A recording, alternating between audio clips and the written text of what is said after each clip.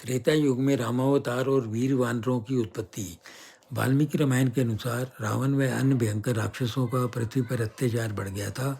तब देवताओं ने पृथ्वी पर धर्म की रक्षा के लिए भगवान विष्णु जी से प्रार्थना की और विष्णु जी भगवान श्री रामचंद्र के रूप में धरती पर जन्म लिया।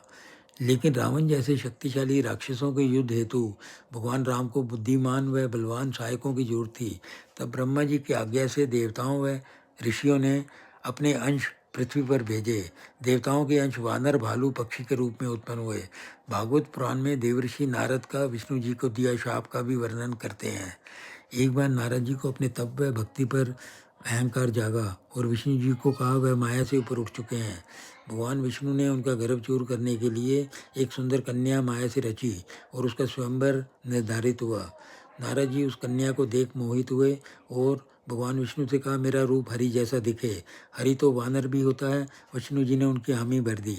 स्वयंवर में उस सुंदर कन्या ने भगवान विष्णु जी के गले में माला डाल दी।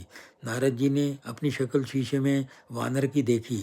नारद जी बहुत क्रोधित हुए और विष्णु जी को शाप दिया कि मैं आपको पृथ्वी जन्म लेने पर अपनी पत्नी के बिछुड़ने पर विलाप करते देखूं और इस समय वानर ही तुम्हारी मदद करेंगे।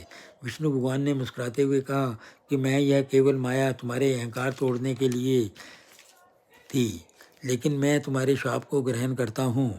नारद जी ने बहुत क्षमा याचना की। विष्णु जी ने कहा कि मैं त्रेता युग में भगवान राम के रावण वध हेतु अवतार लूँगा। अब हम कुछ श्रेष्ठ वानरों व पक्षियों के बारे में बताते हैं। हनुमान जी पवनसुत केसरी नंदन, बाली इंद्र के पुत्र, सुग्रीव सूर्यदेव के पुत्र, अंगद बाली के पुत्र, नल और नील विश्वकर्मा के पुत्र, जामवंत ब्रह्मा जी के पुत्र, जटायु गरुड़ अरुण के पुत्र, संपाति जटायु के बड़े भाई, अंजनी हनुमान जी की माता पिछले जन्म की अप्सरा थी, केसरी गुरु बृहस्पति के पुत्र, तारा बाली की पत्नी, सुषैन वैद की पुत्री, रूमा सुग्रीव की पत्नी। ये सभी वानर अपार शक्ति वाले बुद्धिमान श्री राम के परम भक्त थे। वानरों व पक्षियों का उद्देश्य श्री राम की सहायता करना, माता सीता की खोज करना, लंका विजय में सहयोग करना था। श्री रामचंद्र जी और लक्ष्मण जी और वानर वीरों ने जमकर युद्ध किया, रावण व अन्य राक्षसों का अंत कर दिया। शिक्षा: जब धर्म की रक्षा का समय आता है तो ईश्वर साधारण पशु पक्षी को भी असाधारण शक्ति प्रकट कर देते हैं और ये हम सबके लिए सम्मानीय है।